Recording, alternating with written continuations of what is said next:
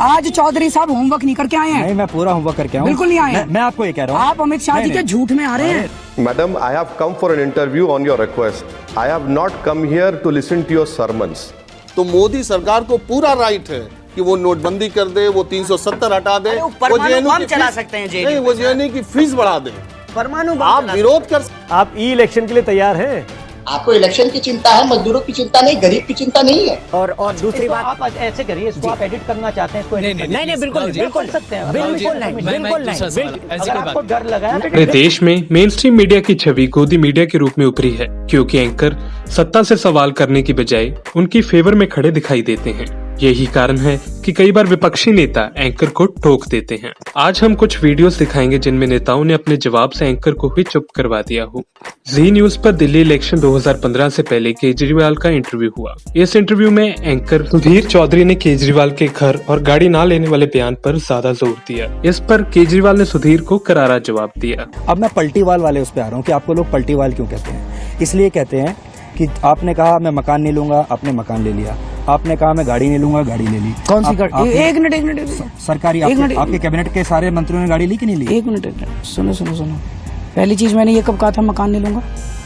आप अपने पुराने देख लीजिए कि मेरे को सरकारी मकान नहीं चाहिए। एफिडेविट है मेरे पास, उसमें लिखा था बड़ा बंगला नहीं लूंगा, अगर जरूरत पड़ेगी तो सरकारी मकान लूंगा। उसमें लिखा हुआ है, मैं दिखा दूंगा। और झूठ बोलते हो आप लोग, ये बीजेपी वाले कहते हो और आप मान लेते हो। मुझे पूरा पता है, चौधरी साहब पूरा होमवर्क करके आते हैं, आज नहीं करके आए। बिजनेस क्लास आपने कहा, मैं बिजनेस क्लास में कभी नहीं जाता। कब कहा? मैं आम आदमी हूँ। कब कहा मैंने बिजनेस क्लास में नहीं जाता?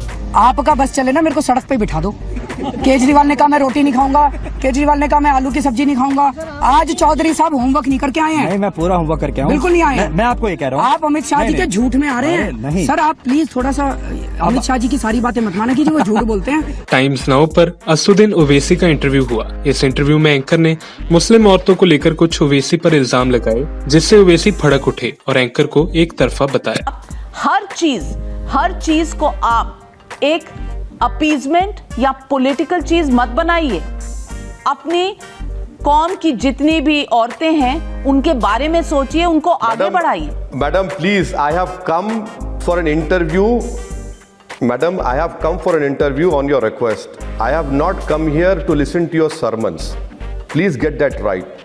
You can do it when people who are willing to listen to you. I'm not here to listen to you. I'm here to answer your questions, and please stop sermonizing me. You know, that is why I'm saying your mohabbat is very selective, madam. I request you that I congratulate you for love for Muslim women. Please also show some empathy and compassion for those 24 lakh married women who are deserted by those husbands who, when filing nominations, say they are married but their wives don't live with them in their Delhi. JNU के मुद्दे को लेकर news 24 पर कन्हैया कुमार का interview हुआ। इस interview में पत्रकार रजिस्ट्रेशन को लेकर बार बार सवाल करने लगे। कन्हैया ने उन्हें फीस में हुई बढ़ोतरी पर ना सवाल करने पर टोका और सही मुद्दों को उठाने की बात कही। कि आप एग्जाम हुआ है? करेंगे सर, एग्जाम हुआ है, कुछ लोग दिए हैं ना। कहाँ दिए? व्हाट्सएप पे। सुनिए क्या बात है? सुनिए तो सही। व्हाट्सएप कुछ लोग देना चाहते थे व्हाट्सएप और आपने क्या किया? नहीं, एक मिनट, व्हाट्सएप पे एग्जाम लेंगे, सुनिए ना, व्हाट्सएप यूनिवर्सिटी चलाएंगे। आप क्या नहीं बोले, इसका जवाब आप क्या सेमेस्टर बढ़ा देंगे? क्लास हुआ है। बोल रहा हूँ मैं जेएनयू के। अभी आप पत्रकार की हैसियत? मैं नहीं हूँ, मैं जेएनयू के प्रेसिडेंट से। मैं पत्रकार हूँ। आप सच बात बोलिए। एग्जाम हुआ है? सुनिए, एग्जाम हुआ है? मेरा सवाल बताइए, एग्जाम हुआ है? कुछ लीजिए, एग्जाम नहीं हुआ, रजिस्ट्रेशन नहीं हुआ, व्यवस्था की गई है। आप सुनिए तो सही। रजिस्ट्रेशन पे सिर्फ बात कर रहे हैं। सुनिए, फीस कैसे बढ़ाई गई? देखिए कन्हैया, नहीं सुन पा रहे हैं आप सुन नहीं पा रहे हैं कन्हैया। तो मोदी सरकार को पूरा राइट है कि वो नोटबंदी कर दे, वो 370 हटा दे, वो जेएनयू चला सकते हैं, नहीं, वो जेएनयू की फीस बढ़ा दे। परमाणु आप विरोध कर सकते हो, ये अलग बात है, लेकिन आप दूसरे को फीस जमा करने से कैसे रोक रहे? पहली बात सर, अब फिर देखिए, हमको आप उस जगह नहीं फंसा पाएंगे क्योंकि हम रेगुलर पॉलिटिशियन नहीं हैं। इंडिया टुडे ने इलेक्शन से पहले मोदी जी का इंटरव्यू लिया। एंकर राहुल कंवल ने मोदी जी से उनकी पुरानी छवि को लेकर कुछ सवाल किए। अपने जवाब में मोदी जी ने एंकर को घेर लिया और सही पत्रकारिता करने को कहा। तो नरेंद्र मोदी का क्या इस बार रिस्पांस एकदम हम देखेंगे? क्या आप गारंटी लेते हैं कि दोबारा कभी नहीं ऐसा कुछ होगा? आप देश की सेवा करना चाहते हैं, वाकई ईमानदारी से मेहनत करना चाहते हैं, एक काम करोगे? मैं राहुल को पूछ रहा हूँ, बोलिए जी। आप एक काम कीजिए, 1984 के कम्युनल वायलेंस का रिपोर्ट, भागलपुर के कम्युनल वायलेंस का रिपोर्ट, 1969 गुजरात के कम्युनल वायलेंस का रिपोर्ट, आपको जो ठीक लगे उस पैरामीटर से कंपैरिजन करो, और उसमें अगर इन बाकी चारों से यहाँ अच्छी कामगिरी हुई है तो दुनिया को बताओगे, करिए इतना काम, और फिर कोई सवाल है मेरे पास आना। काम तो गुजरात में अच्छा चल रहा है। नहीं, यही उसी कम्युनल वायलेंस की बात करता हूँ।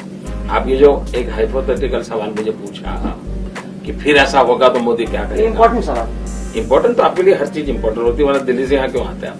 तो आपकी रोजी रोटी उस पर है, तो ये तो इम्पोर्टेंट ही है। मैं कोई आपके किसी सवाल को फालतू नहीं मानता हूँ। एबीपी न्यूज पर तेजस्वी यादव का इंटरव्यू हुआ। एंकर लगातार बिहार इलेक्शन पर ही सवाल करता रहा, जिस पर तेजस्वी ने एंकर को मजदूरों के मुद्दे पर और कोरोना पर बात करने को कहा। एंकर के एक सवाल बार बार पूछने पर तेजस्वी ने इसका मुंह तोड़ जवाब दिया। बिहार के चुनावों में क्या इस बार कोरोना का कहर रहेगा?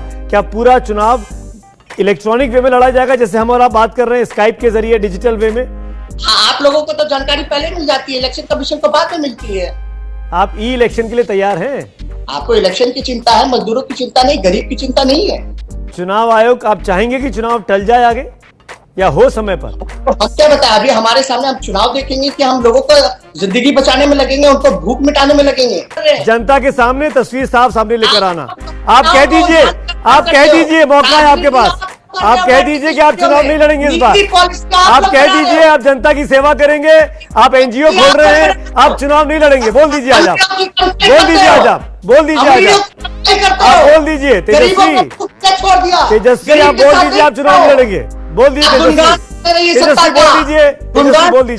तेजस्वी, बोल दीजिए आप चुनाव नहीं लड़ेंगे। न्यूज नेशन ने 2019 के चुनाव से पहले राहुल गांधी का इंटरव्यू लिया। इस इंटरव्यू में नोटबंदी और अन्य मुद्दों पर मोदी के जवाब को कोट किया, जिस पर राहुल ने एंकर से पलट सवाल किया, जिससे एंकर परेशान दिखाई दिए। हमने न्यूज नेशन ने यह सवाल प्रधानमंत्री जी से पूछा था जब उनका इंटरव्यू किया था 2 दिन पहले, तो उनका ये कहना था कि नोटबंदी पर चुनाव तो उत्तर प्रदेश के दौरान हो चुका। ये जो जवाब था प्रधानमंत्री की नोट शीट पे था, वो जो कागज था उनके हाथ में, उसमें ये जवाब लिखा हुआ था या नहीं लिखा था? राहुल, जो नोट शीट पे तो उनकी सिर्फ कविता लिखी हुई थी, वो तो कविता लिखी हुई। हाँ, मगर जो उनकी नोट शीट थी, जो उनके हाथ मतलब उन्होंने लिखा था, जिसपे क्वेश्चंस लिखे हुए थे, तो वो तो पूरे इंटरनेट ने देखा है। कविता थी मगर उस पर क्वेश्चंस भी थे। मेरा कहना है कि ये जो उनका रिप्लाई है, ये नोट शीट पर था या ये मेमोरी से आया? मैं एक बात साफ कर दूं कि जो पूरा इंटरव्यू हुआ था तब प्रधानमंत्री जी ने किसी भी नोटपैड को अपने रेफरेंस के तौर पे नहीं लिया था, क्योंकि ये बात उठी है। और दूसरी बात, आप ऐसे करिए, इसको आप एडिट करना चाहते हैं, इसको नहीं, बिल्कुल सकते हैं, बिल्कुल नहीं, मैं परमिशन दे रहा हूँ। नहीं, बिल्कुल एडिट दिस पार्ट ऑफ। तो आपने देखा कि जब नेता एंकर को उन्हीं की बातों में घेरते हैं तो उनके पास कोई जवाब नहीं होता। हम उम्मीद करेंगे कि हमारे एंकर देश के असल मुद्दों पर सत्ता से सवाल करते रहें।